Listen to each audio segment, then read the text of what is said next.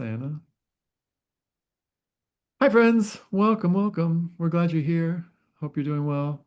Um, Today, we're talking about how to uplevel your application. Hopefully, by now, you've got some applications out. I would say under your belt, but they're probably like no longer under your belt. They're like out into the world of college admissions. We want to first of all just like congratulate you on getting this far in the process. And sort of sometimes at this point, we do like a collective exhale, but maybe you spent that last week collective exhaling. But if you haven't, congratulations. We're glad you're here. Thanks for being with us. Today, we're focused on how do you uplevel before the regular decision. I'm Ethan. I'm the college essay guy. And if you've never met me before, I spend a lot of time talking about college admissions and applications. And Tom, do you want to introduce yourself real quick? Sure. Hi, everyone. Glad to be here. My name is Tom. I have worked at college as a guide. This is now my fourth cycle working with students and families and doing webinars like this, podcasts, YouTube videos. My title is community manager, which means a whole lot of different things. And my background prior to working at college essay guy is working in college admissions. So I spent a total of 6 years working at two selective institutions, College of the Holy Cross and Pomona College, which is one of the Claremont colleges in Southern California.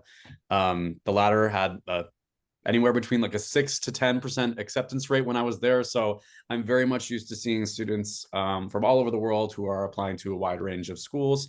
I also used to work as a school counselor in a high school, helping students apply to a wide range of colleges. So any questions you have around that process, that lens, I'm really happy to speak to. And definitely I'm infusing it in a lot of the content into this session. So yeah, that's me.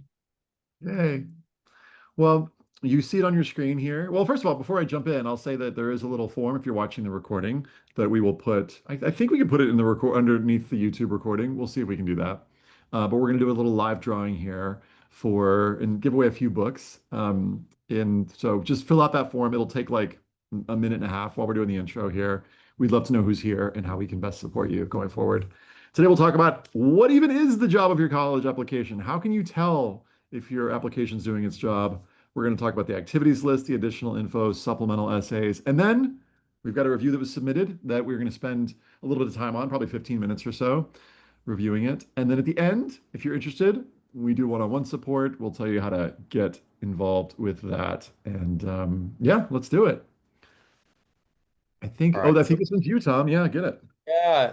So before we kind of dive into the content that we focus this session on, just so you know, this is part one of a two-part series that we're doing, where we are covering the first bullets that Ethan just mentioned on the screen here in today's session. But next week, we're going to do a dive a little bit deeper into the supplemental essays in particular. So those are those college-specific essays that, once you add colleges into your common application and you answer a few basic questions like, what start term am I coming into? For many of you, it will probably be fall of 2026, next fall, is when you're planning on starting college if you want to come in as a first-year student. You'll also answer some questions about your majors and programs that you're interested in, and that will give you a sense of which college-specific questions you need to answer. There's a range of these. We're going to get into these a little bit towards the end of this session, but that's a big focus for next week's session on how to up-level that. Today, we want to talk about just kind of your general common application in particular, more centrally. And we want to kind of put the caveat out there that some of you who are tuning into this webinar, many of you, I imagine, may have had at least one school that you had to apply early action or maybe even early decision to. Maybe you already submitted an application prior to November 1st as that kind of big major first deadline for many colleges and universities. So regardless of where you are here, it's worth it to kind of take a critical lens on your current materials, and ask yourself and kind of go through some of the exercises that we're about to show you today on whether or not the application that you currently have in whatever state it is, whether it's already been submitted, still in progress, what are some of the moves and kind of shifts and changes that I can make that are what we call substantive moves versus lateral moves. And what I mean by that is that sometimes, and Ethan and myself are actually very well versed in like the Reddit ecosphere, lots of different platforms and channels and subreddits where students and families and some people in the education space are often giving lots of advice out there. I have found a lot of that advice to be in the more panic mode than I think is really worth your consideration. And what I mean by that is that sometimes there's things like, if you don't order your activities exactly like this, automatic rejection. And it just, as someone who used to work in college admissions for many years, some of these kind of like doomsday scenarios that are kind of put out there sometimes to you, or hyper scrutinization around, oh, if I use this word critically instead of difficult, this is going to really change the way that my essay lands on the admission officer. They're totally going to think I think this a different way. I actually read a post today from a student that was like, if I put an intentional typo into my essay in this age of AI, admissions officers are going to notice that, and it's going to make me more memorable in their eyes. And I want to just really remind you that admission officers are reading many applications every day during reading season very quickly. And so some of these kind of real deep questions you may be asking yourself about small changes in word choice and phrasing, and really stylistic shifts from one sentence to another are really not these make or break things in the grand scheme of your overall application process. So we really want to kind of focus your attention to a lot of the guidance that we're going to be sharing during today's session, which really kind of encapsulates things that you see on the left side of the screen here, right? So as you approach regular decision, we're going to give you some advice about your actual application materials and your essays and things that you're writing down yourself. But it's also valuable to think about taking advantage of things like demonstrating interest at the colleges on your list, attending a webinar or a virtual tour that they offer. Not only will that give you great material for essays that you need to write about, like, why do you want to go to insert college? But it also can actually help your application be more competitive outside of the actual written materials, right? Some other things that you may want to focus on is actually making sure that your application like looks presentable and is readable when you look at things like a print preview function in Common App. Because sometimes when you're copying things over from Google Docs, it automatically bolds and smushes together all of your paragraphs, or it makes them like 4 spaces too big. And that just is not a pleasant user reader experience for someone on the other end actually moving through your application. It makes their job more difficult, which makes them more primed to not really maybe love your application as much. So yeah, just a quick plug. We also have a blog guide that's about this that we'll email out to give you some further takeaways on these lateral versus substantive moves. But Ethan's going to dive into some of these big, impactful ways you can actually shoot your application right now. All right, perfect. So just thinking first of all about this, what makes a great college essay? These are qualities that I've found over the years to stand up. And, when I look at a great personal statement, they usually have values, which is to say I can point to the things that a student really cares about. And this is information that's going to be like probably stuff that's not obvious from elsewhere in your application. Insight, which is these like so what moments where it shows your ability to think critically and to, take perspective of others in some cases. We've also got vulnerability, which is like, is your essay truly personal? Sometimes students are very resume focused or activities focused, and colleges want to know about your personality and other sides of you, where you've learned from failure, et cetera. And then craft. Craft is just like, are things flowing in a clear and logical way that it's easy to take in? Is it clear that you've spent some time revising these? But if you just wrote an essay and had those qualities and you didn't take into account these qualities, then it might just be a great piece of writing. In order to have a great college application, you want to make sure that we call these our admission nutrients. Some of y'all who've been on these sessions before have heard us talk about these. These are qualities that after Tom and I, along with Micah, who helped us with this research, looked at a whole bunch of different colleges' admission websites. We looked at their strategic plans, their mission statements. We found that colleges are interested in qualities like intellectual curiosity, service to others, collaboration, leadership or initiative. Colleges call them different things, consistent engagement. So this is like, you don't have to put all of these into your personal statement, but it might be nice too if you're trying to figure out what to weave into certain moments. It's like, oh, I need one more. I got another paragraph here. I've got a little more room. Well, you can ask yourself, well, have I shown intellectual curiosity in this personal statement or supplemental essay? Have I shown collaboration? Have I shown, leadership? Could you potentially show one of these qualities? And these are qualities to be shown, as it says at the top, on your application overall. So you don't need to show consistent engagement throughout your personal statement if you've got consistent engagement, for instance, in your activities list. So this is just across your whole application. Keep in mind your personal statement, values, insight, vulnerability, craft. Okay, maybe we got a little nutrients, but over your whole application, we want to see all of these qualities if possible. Yeah.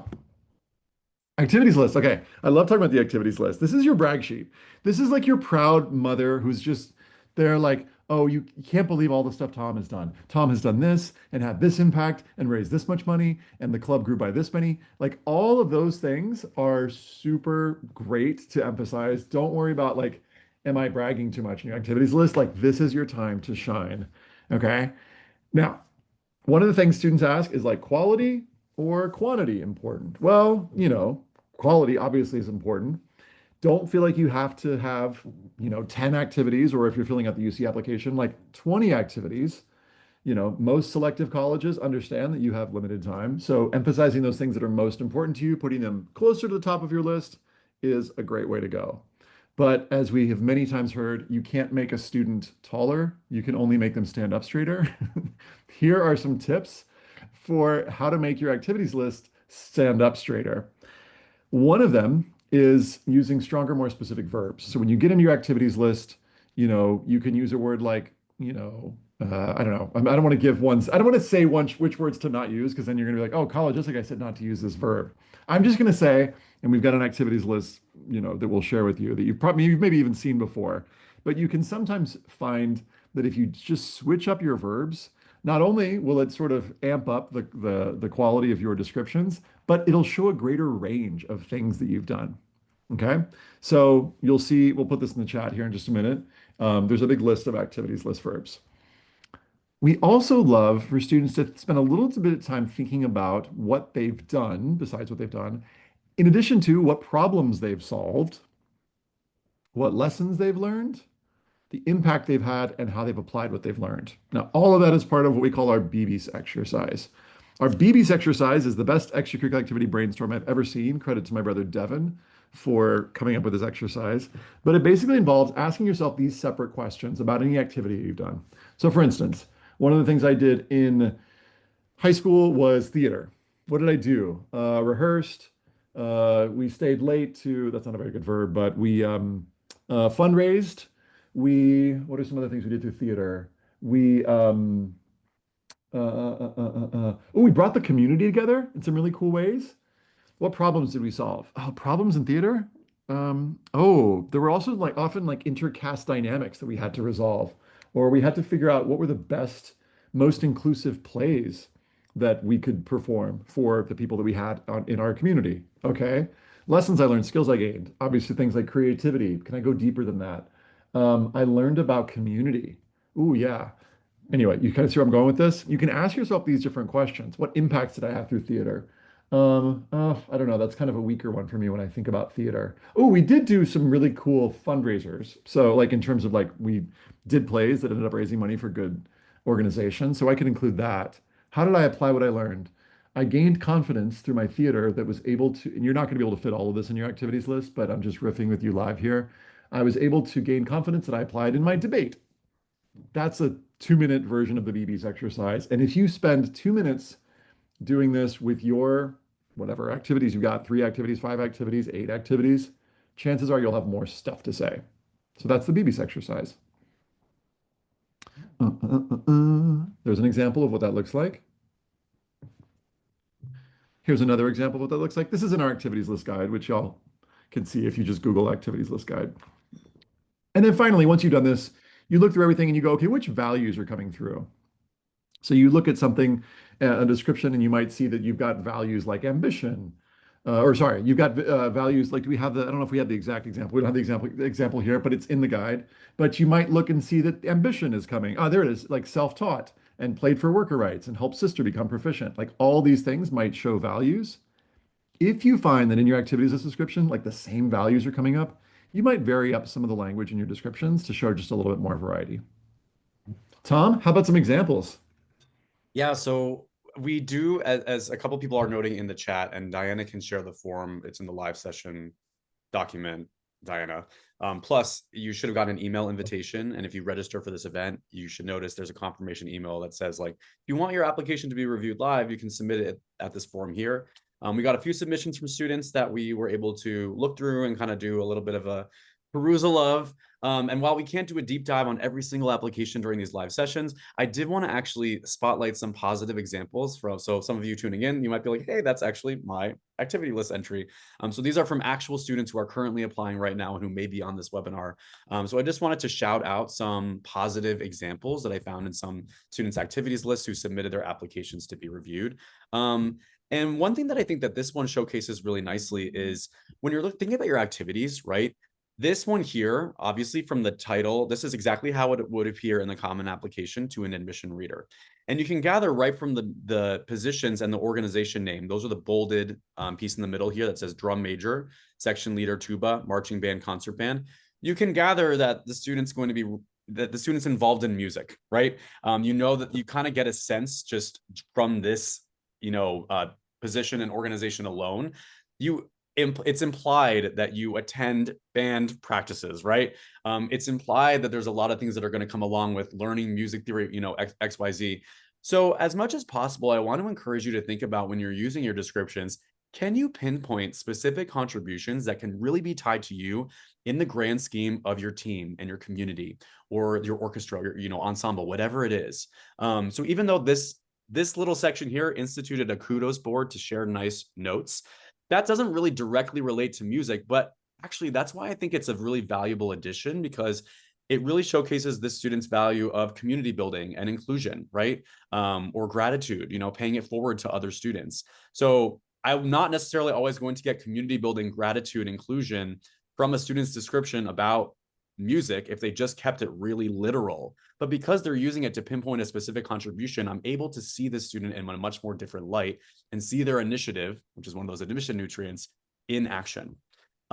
This is another, I'd say, positive example of using your activities list in a more creative way. So side note, some of the, example categories you're going to find in the Common App are very typical extracurricular activities that you might find in your, in any high school around the world, or most high schools around the world. But family responsibilities, like, helping with caretaking responsibilities at home, caring for your siblings, in this case, being a chief kitchen officer, this is a really kind of unique and creative way that this student is really distinguishing their activities list description from other students who are doing similar work. And it's just nice. It's kind of a nice change of pace from a really dry, sterile writing that feels really kind of formal. And remember, when you're reading 60 to 70 applications a day, it's nice to kind of have a breath of fresh air and a student coming in with a little more personality and lightness in this smaller section of the application, right? This is not obviously going to fling doors open in terms of you're going to get automatic acceptances everywhere, but it just leaves a positive taste in the admission officer's mouth when they get to this point, not just because it's about food, ramen or not, right?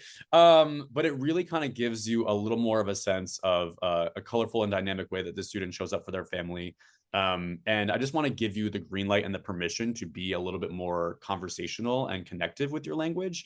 It doesn't have to be super, super formal and rigid, or super professional, for lack of a better word. Yes, this is a college application. Yes, it's serious, but lightness and kind of personality and moments like this that are a little more full of candor and humor are totally welcome.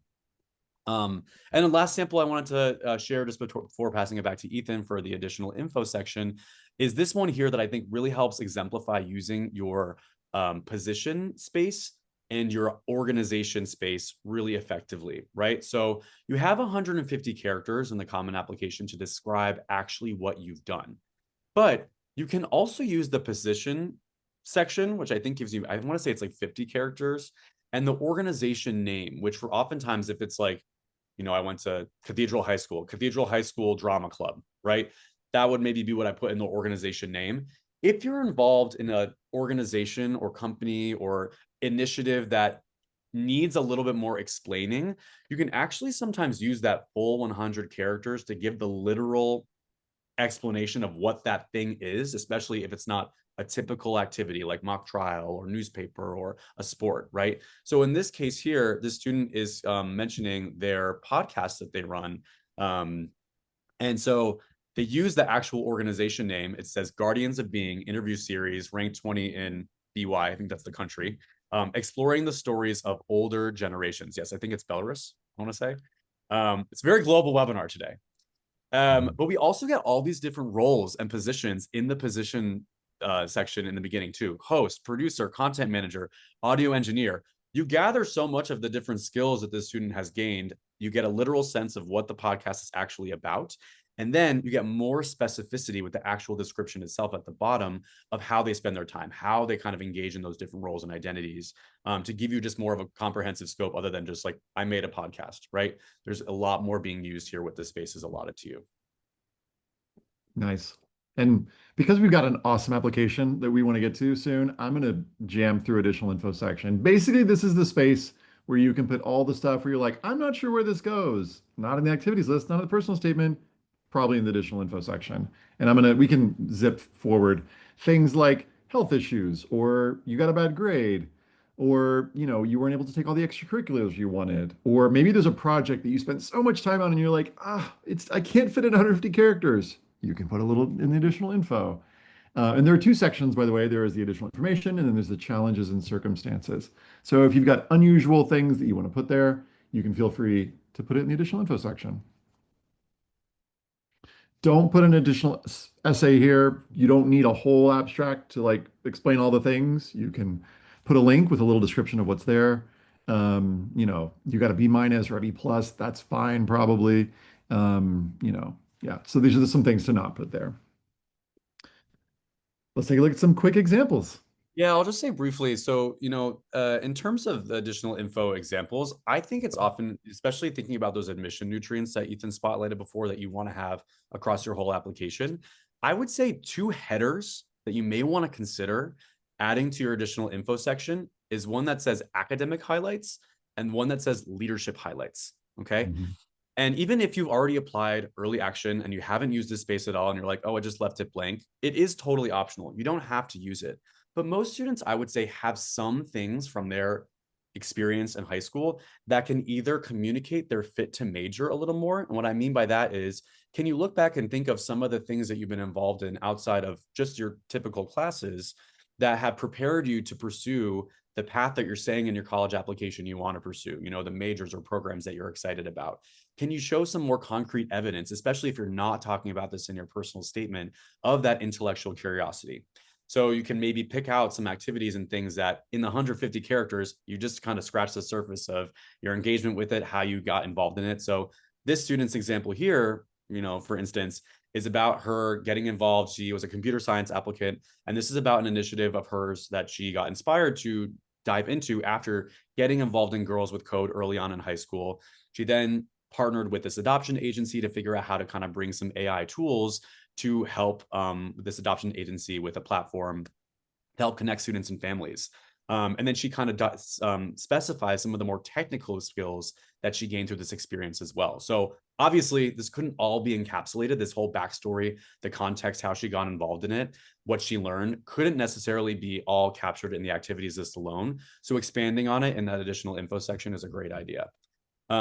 This is just another shout out to a student who's hopefully currently on this call, who gave some explanations about kind of his particular experience with this curriculum that's different than his national curriculum. So that first kind of spotlight, just clarifying, this is the norm in my country. Here's how my situation has deviated slightly from that. That's helpful context to the person who's reading your application when you have had some pivots in your educational journey that aren't quite the norm, right? And then these elaborations on his extracurriculars that are high impact are really great. Lastly, I just want to let you know, sometimes there's I've seen advice like, if you mention something in your application, you should never mention it again, ever. Yes, it is good to show variety across your application overall. And it's also okay to highlight different things attached to a certain activity or involvement. Say, for example, you write something briefly in your personal statement. At College Essay Guide, we're really big on montage personal statements that involves kind of weaving together lots of different skills, qualities, values, and interests with a common theme. In this student's case, this example that I'm sharing here, this student wrote an essay about skiing, and he kind of spotlighted lots of different ways that skiing helped build his community and his love for nature and all these different things. But he also has this one paragraph towards the end that talks about producing his own documentary about skiing and snowmaking and its impact on climate change, and kind of inspiring him to want to pursue this academically in college. So we get a sense of this project, but it's just a small sample of his of his personal statement towards the end, overall in the 650 words. But then he actually kind of goes and he spotlights more of the technical skills that he gained. It's actually basically like the BB's exercise that Ethan shared before. Basically, a lot of the bullets from that exercise can be plugged into this additional info section to give that more literal, here are all the skills I've gained from doing this. Here are the kind of more technical sequences if I'm going to walk you through the actual timeline of this project, what it took, how invested I was in it. It shows kind of more of that leadership side as opposed to the part in the personal statement side, which is a little more focused on intellectual curiosity, right? So when you're highlighting an experience in a different way, you can also use additional information section for that. All right. Since we want to get to the sample app and kind of really dive through that in a nice degree of depth, I just want to kind of touch on what we were talking about before with supplemental essays, right? So your personal statement, I've often found that this is something that students spend a lot of time and investment in, and which is great because you want this to shine. It's being sent to all the colleges that you're applying to if they accept the personal statement, which most do if they're on the Common App. And at the same time, it's also really important to know when to let go of that and to not keep, again, what I said before about those lateral moves, hyper fixating on certain word choices or phrasings that are more on the writing side of the coin, as opposed to the big content, main values and ideas side of the coin. Once you start to get too in the weeds of analyzing over and over again and being on your 17th draft of the same personal essay, it's a sign to move on towards those college specific supplemental essays, which we're going to dive into in a lot more depth next week. But I want to just equip you with some primers and some ideas and some do's and don'ts about supplemental essays that you want to keep in mind. So the bullet point for this session said, supplemental essays, are they more important than your personal statement? Question mark. And the answer to that, as always, is it depends. For the most part, though, a lot of students who come to College Essay Guy for advice are looking for advice around more highly selective colleges, right? Colleges that have an acceptance rate less than 50%, oftentimes even much, much less than that.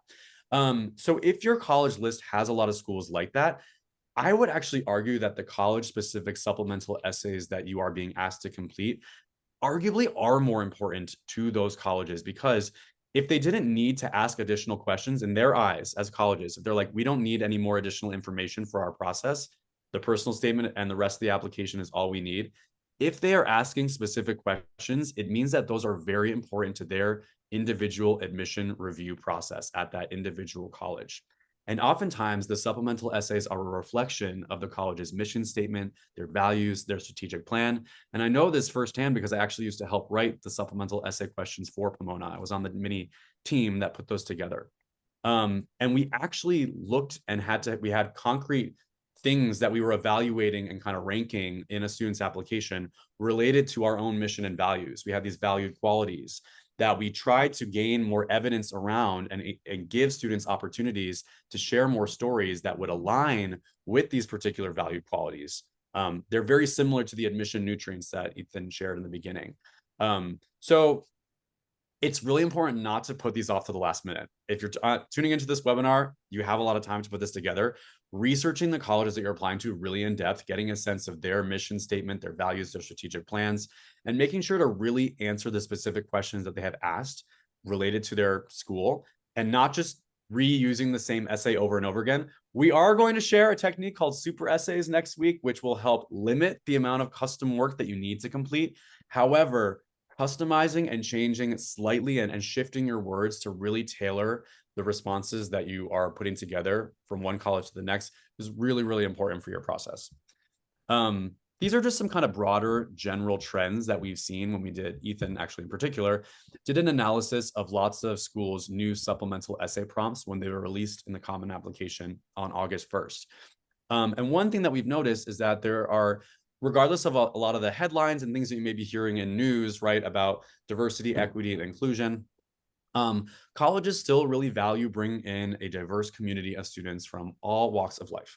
And that's really recognized and tangible when you look at their supplemental essay prompts that ask students to talk about their lived experience, the world that they come from, their context, and to reflect on that and how it has shaped their values and their character. And in turn, how that is going to enhance in a positive way that future college campus, right? So this particular essay prompt is one that's really, really important right now. We're going to get more concrete advice about this next week, but it's just one to pinpoint and spotlight and start to think about if you haven't already.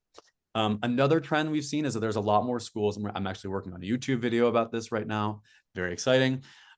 Is about talking about navigating differences, right? There's obviously a lot of differences in the news right now, people not agreeing on a lot of things. And colleges want to see evidence that you're able to engage in that mature level of dialogue with a degree of respect for someone else's opinion and civility. And you can participate in a conversation about something challenging or more difficult or that has more of a spectrum of opinions with a sense of that openness, right? So there's lots of colleges that are asking prompts around that, and it's very much a reflection of this current application landscape and pain points that a lot of colleges are feeling with their current student body, their current administration, with roadblocks and a lack of civility, I guess you could say, around some of these more difficult disagreements that come up in society and in big issues that people want to tackle with their education. That's another thing to pinpoint. All right, just some final wrap-ups. I kind of mentioned these a little bit briefly in the past few slides. But when you are kind of mapping out a plan for your supplemental essays, it's a great idea to kind of get all of your prompts onto something like an essay tracker, right? Where you can kind of see all of the colleges that you're applying to, what are all the different prompts that they're asking. If you're applying to a lot of highly selective schools, it's not that uncommon for you to have to be writing like 50 different shorter essays, anywhere between like 100 words to maybe 300 words, maybe 500 max, but they're usually a little bit shorter. And again, you want them to highlight something that's different than what you've already elaborated on in your personal statement, but in a way that adds a new dimension, right? If you're going to mention, kind of like I showed with the snowmaking example, if you're going to bring in a general content bucket again, have it highlight a different role, identity, or value, and not just repeat the same point over and over again. All right. With that, I'll toss it back to. Actually, I think I'm going into the application first. Well, actually, I'd love to jump into personal statement. Can we Please, start? yes, yes. Sweet. And I don't know if you can see my camera now. Some Zoom just randomly closed, but I'm going to mostly share this personal statement doc. Okay. Starting with personal statement because I'm the college essay guy and because I want to say some things about it. So here's sort of like our, I guess 10-minute, maybe we might do like 13-minute review of a whole application, which means we're going to kind of go fast. So what we've got here is we've got a personal statement, we've got an activities list, we've got an additional information section here, and we've got one supplemental essay. So I want to read most of this personal statement to you, and then I want to give you some thoughts on it as though I were reviewing this, sort of looking, what is it revealing about the student? Now, remember, we're looking for things like, in this application, intellectual curiosity and collaboration and leadership or initiative. So that in mind, here's how the essay begins. I woke up to the sensation of drowning. The water around me ran red as I took a deep breath and choked. My nose was a fountain regurgitating blood, and I was the penny at the bottom. Ever since I walked smack into a pole on a cold, rainy day in first grade, I would get nosebleeds if I so much as inhaled too sharply. Now, what's happening in my head as a reader is I'm like, what's the topic here? I'm kind of hunting for the topic. So let's see. While most occurrences of my bloody nose were somewhat predictable, nothing triggered the flood of blow like cartwheeling. I would cartwheel close to a kilometer, chasing the thrill of hurtling through the air, well aware of the bloody consequences, but choosing to cartwheel anyway. Now, quick side note, if your reader is squeamish around blood, this could be a little off-putting to them. They might be like, oh, why are we reading about blood? So just a quick side note. I would later be flat on the sofa, nose stuffed with tissues, oozing red. Despite this, I never once regretted chasing the exhilaration it brought me. And I'm a little curious as I read this. I already know because I read the essay. But as a reader, reading this for the first time, I might be wondering, what's the topic here? So, throughout the years, cartwheeling became more than just a physical part of my life. It represents the way I approach it, often hurtling forward away from the mundane to chase the unknown. Ah, we have a theme. So, this essay, I can tell you now, is going to be about cartwheeling as a metaphor. And here's a theme that's set up, hurtling forward away from the mundane to chase the unknown. And just to simplify, cartwheeling represents chasing the unknown. Cartwheels can be unpredictable and occasionally disorienting, but above all else, they satiate my hunger for excitement, whether it's in the form of adrenaline from a flip, new knowledge, or new experiences. Okay, so there's a metaphor that's set up, cartwheeling. It took us a little while to get into it, but we've got a theme. And so what we can sort of predict in this essay now is, again, as admission reader brain, okay, this is going to be about how this student chases the unknown. But between every cartwheel, there are moments where my feet hit the ground and I stand vertical, sometimes stumbling slightly. Between every cartwheel, there would also be nosebleeds. Rather than fighting these nosebleeds, I've learned to embrace them as part of the cartwheeling process. One day, inexplicably, the nosebleeds disappeared. Cartwheeling, my philosophy for life, became something I could do without repercussion. Now, As a reader, I'm kind of excited to know how you chase the unknown, like how this quality or this theme manifests in your life. So I just want to name, dear author, that that's something that I find myself curious about at the start here. Okay. Sometimes between cartwheels, I'll realize that, as composer Claude Debussy once said, music is the space between the notes. Okay. So there's another value that's being implied here. There's something about space between the notes. And that seems to me that's sort of interesting. I'm not sure how it connects back to the main theme, but I'm curious about it. The world stops spinning and I look ahead to see where I'm going. I stay there just long enough to give thought to where I am. Before too many doubts can form, I'm already launching into my next cartwheel.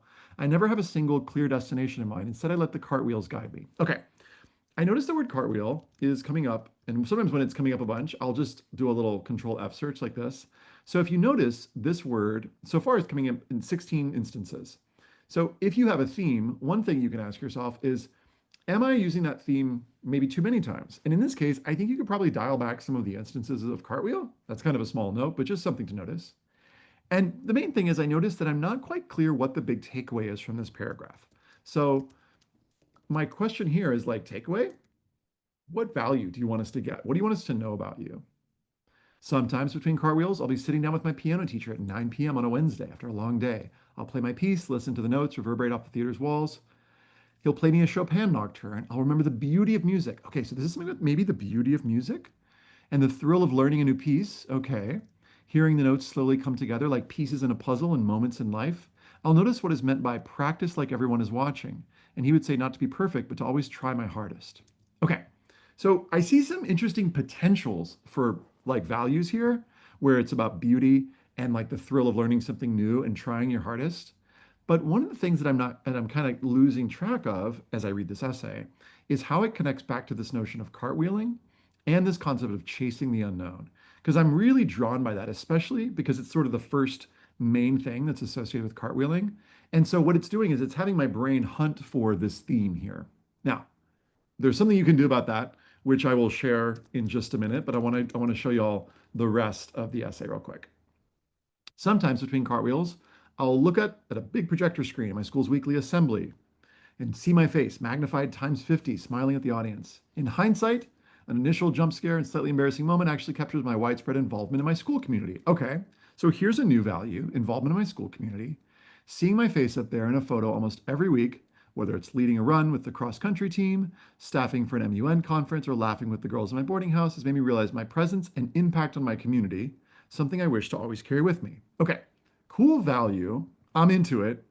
I'm a little bit confused about how it connects back to this notion of cartwheeling or chasing the unknown.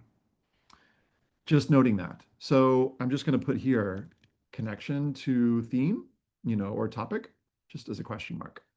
I'm excited to see where my cartwheels will take me next. Okay, so now I think that it's sort of just cartwheels sort of are taking us in different directions, maybe.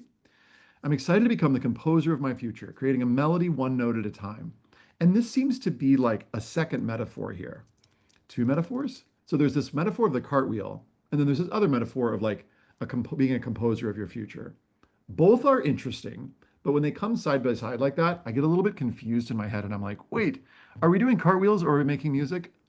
If we're doing both, I think I would need a little bit more clarity on the connection. I'm excited to become an integral member of my future community, so I might find my face on an event poster somewhere and cringe. Love the humor. I'm excited to learn, experience, and share my perspective on cartwheeling through life, which seems to be the theme because it's repeated. Perhaps there will be a couple of nosebleeds, but that would be a small price to pay. Okay. What I like about this is I think you've chosen, first of all, a not easy topic, which is cartwheeling. A small note here. I wonder if you could trim this to get into your topic a little bit sooner.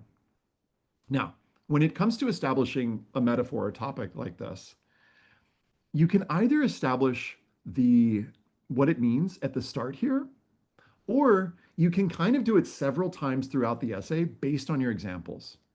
So what do I mean by this? Option A. Let's say that cartwheeling equals chasing the unknown.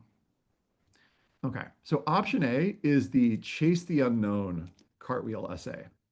And if so, if you went this direction, I think we would need to know how music and MUN, et cetera, whatever your other examples, each one represents chasing the unknown. Okay. So if you wanted to go that path, I would say take a look back at your examples and help me connect back to this central theme that you've established here at the start. Okay. Option B would be to go cartwheeling is a metaphor for life or something like this, a metaphor for my life. Okay. And without getting into all the details, because we're doing the very short version here, it represents, for instance, chasing the unknown. And then example of this.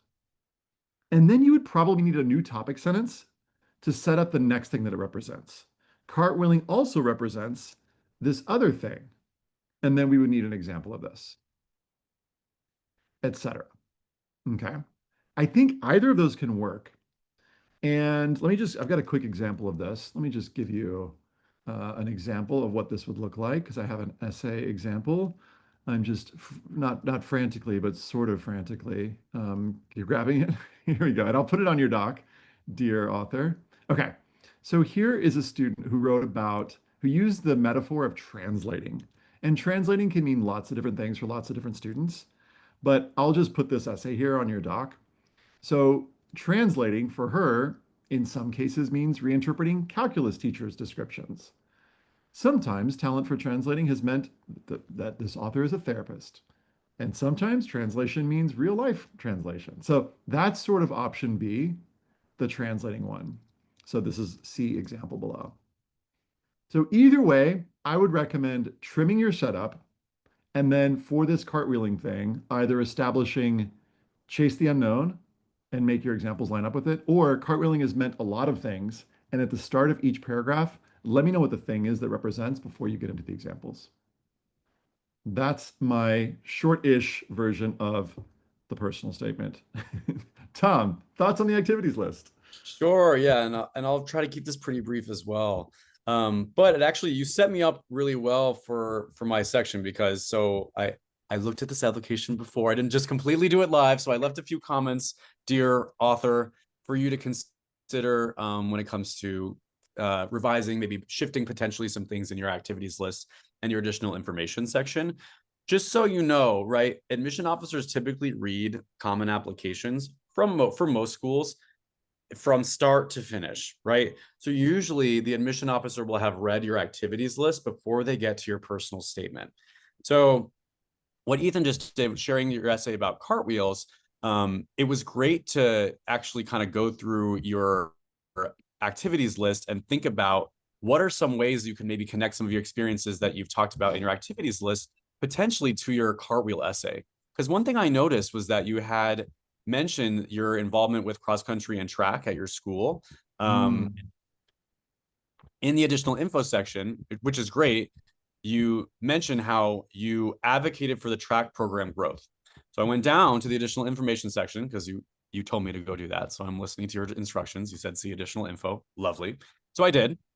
And you mentioned here our current track program is very small. Track isn't even an official sport at my school. This year, I'm at hard work expanding the program for the coming season through talking with the head of athletics. So I actually saw this as a great opportunity. If your cartwheel essay is about diving into the unknown, here's a mm, example of you doing this in your love school. it. You don't have a roadmap. You don't have a pre-existing coach or really anyone to go to get your track and cross country regime set up. But you've Yeah. taken the initiative and the leadership to go ahead and do that, right? So a lot of kind of what I'd say this part of your application process may be is sometimes there's this idea that like you can't write about extracurricular activities in your personal statement, like period, right? And I want to remind you that, right, what we try to encourage at College Essay Guy is showcasing a range of who you are. Mhm. Oftentimes, a singular essay about an extracurricular activity can be a little limiting and doesn't showcase quite that range that we think colleges really want to know about when it comes to your lived experience and who you are, and ways of being outside of exclusively those concrete roles and identities, like being a figure skater or being a piano player. But this is a clear example of something that might fit in well within a broader theme of, maybe you can expand more on music as a more independent exploration for you into terms of diving into the unknown. And then your track experience, your cross country, can be more about diving into the unknown for the sake of other people, for the sake of inclusion, for the sake of bringing people together, because that's something that you really value, which is actually very clear you value that through a lot of your activities list descriptions, the range of verbs that you use, the range of roles and identities that you're spotlighting. Even all this emphasis here you have here that you coordinated team activities, both for track, but also with your work as a prefect. So there's lots of actually examples, I feel like, how you've creatively tried to foster inclusion. And sometimes maybe you didn't have a roadmap, or you were cartwheeling when you were making some of these examples, right? Did you have to maybe pivot at the last minute when you were putting on an event because of weather or some unforeseen circumstances? That'd be a great way to show admission officers that quality in you of being able to foster this value, even despite challenging circumstances, right? Beyond that, those were just more opportunities, I'd say, to up level what you currently have. Your activities list looks really strong. You're really using the spaces that are allotted to you really valuably. You're quantifying, your impact when you can with numbers of how many students you've reached, or dollars you've raised, or how many followers are part of your book TikTok. By the way, that's something that I actually wanted to know more about in your additional information section. Um, so you'll notice that kind of there's some moments. There was a question earlier on in the chat that was about how specific can I get with my activities list descriptions? I'd say it's a balance, right? Sometimes you want to kind of explain something pretty literally, but when there's opportunities, for example, when you say things like coordinated team bonding activities, is there any way that you can fit in that description an example of what that might look like? In parentheses, you can even put like most proud of, rock painting night or something.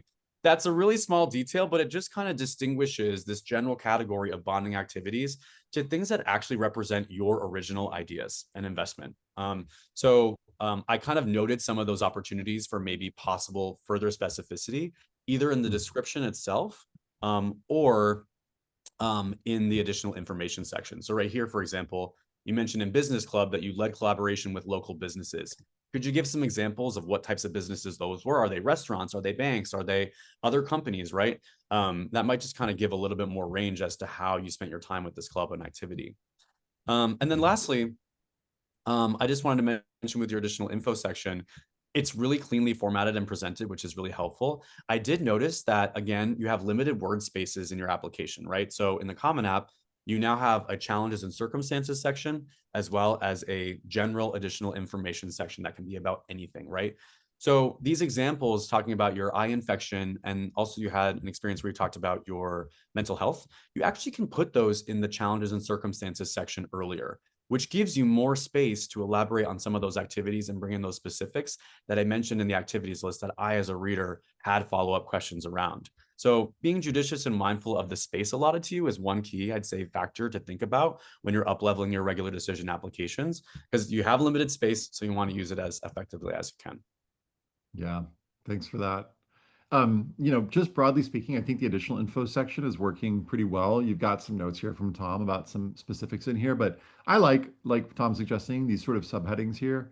I think it helps it just for ease of reading. And then on your supplemental essay, I thought you did a really lovely job. I'm not going to, just for the sake of time, read the whole thing, but I'll just say to others, one of the options here for Amherst is to choose to speak about curiosity and what it means to you and how you experience it in your own life. And what I really love about this essay is there are so many different instances of specifics that you give about filling your YouTube watch later playlist with videos featuring astrophysicists. Just great specificity there. Upon realizing my interest in economics during a trip to New York City's Wall Street this past summer, I shadowed an investment banker. And learning about finance fascinated me with its complexity and nuance. And so you're giving these examples of how your curiosity has manifested itself in a variety of ways.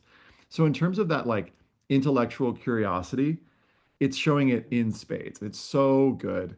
You have this metaphor of the sort of Alice in Wonderland thing at the start. I hope to make Amherst my Wonderland next. And you'll do this through the open curriculum. So I like that you're weaving in a little YS moment there. But I just think you do a beautiful job. So I didn't have a ton of notes on this, honestly. I think most of your energy could be spent on just clarifying this flow of things and just revealing more. Both, I think it's a clarity of the structure and just more examples in your personal statement there. Tom, will you reshare the slides because I've lost them real quick? And Absolutely. thanks, I appreciate it. By the way, is my video on or is it totally off? It's on. It's totally on. Oh, okay, cool. Because Zoom's just like randomly logged me out. I Okay. know that happens sometimes. It's not fun. All right. Uh, we're going to get to Q&A in just a minute, but I just wanted to share with y'all. Some of you are sometimes wondering, hey, how do I work with College Essay Guy? So, we have these, we sometimes do these live essay webinars. Obviously, we've got webinars like this. But if you're interested in more individualized work with us, we do that through our one-on-one essay coaching. And the way it works, basically, broadly speaking, is when you sign up, we pair you with an amazing coach, and you work for as many sessions as you want through your essays and applications. Next slide, please. And part of what we think is awesome about it is it just takes your stress down and it can help you discover things like, opportunities for bringing in other parts of you that might be sort of like tucked into the corner of your application, but may not be coming through as clearly. And our goal here is really just, to help bring more ease to your process and help you show off your amazing self when it comes to your applications. Um, so one of the cool things about this webinar, you can go to the next slide, please, is for anybody who's interested in working with us, we've got 350 bucks off if anybody wants to work with us one-on-one on your essay and applications. So Diana's sharing a link in the chat, and you can set up a call to do that. And if you mention the 10 ways, because that'll reference this webinar, then we will, for the next hour, in the next hour, folks need to just fill out the form. The next hour, you don't need to schedule the call in the next hour. Yeah, we've got this code that's good for that time. So let us know. All right. During Q&A here, we're going to just open it up. So feel free to like flood with questions here. And And I'll just say, I don't know if I actually mentioned this, but I do work one-on-one with students as well as part of my role. And I definitely want to like plus one the kind of like easing of anxiety piece of it. Like I just recently got off a call with my student earlier before this about it's kind of slightly outside the purviews of our essay and application work. He's talking about his MIT interview that he got invited to, but just to kind of like have that person in your corner to like talk about when like you have like things, especially someone who gets to know you so well after reading all these brainstorming exercises about you and kind of helping you articulate themes in your life in very short word counts and forms and in admission speak. They get to know you really well, so you kind of just end up building a nice rapport as well with students you work with individually. So it's a great extra added layer of support beyond just getting stuff done and crossing things off your list, but just someone who cares about you and your success. So it's a nice thing. well, let's Um, shift into Q&A. So we're here for all the questions that you have. Feel free to throw them into the chat. And in a couple minutes here, in 5 or 6 minutes, we will give away some free books if you filled out the form at the start, if you were here on time. I Um, see I see two really quick ones that I want to go, jump go in. for. Okay. So there's one that's, will there be a webinar like this again before regular decision deadline besides tomorrow? We're not doing one tomorrow. We're doing one next week. So we are, you should see if you go to our webinars and live events page, Diana can share the link in the chat for that. You're welcome to register for part 2. You should have been registered for part 2 though automatically by signing up for this one. So yes, that is our big next one that we have coming up. And then another one I wanted to spotlight was, there was a question saying for the why us essay, the one about technically the one before about Amherst wasn't really a why us essay. The question was more asking the student to talk about ways that they've explored curiosity. So there wasn't really actually an action item to weave Amherst in as explicitly into their response. But anyway, for that supplemental essay, is it necessary to create a theme like the Alice in Wonderland example, or can you write it more directly? I'm really glad you brought this up because I want to actually underscore that for the supplemental essays, it actually is probably in your best interest to be more direct and to not stress and put the burden on yourself of coming up with a really creative, elaborate theme because you just don't have the space, frankly, Yeah. right? Most of the responses are around 250 words. That's kind of like the industry average. Some schools may give you 300 if they're feeling really generous. Others are going to be really cruel, Columbia, and ask you to do all these things in 150 characters. And it is really difficult. I think Harvard's another one. So don't pressure yourself as much with theme building for these supplemental essays. They can be a nice touch if they're really, really sparse in terms of your word count. If it's a 250 word essay and your theme is over 50 words, that's already too much. Scale it back and focus on the concrete, specific things that attract you to that future school.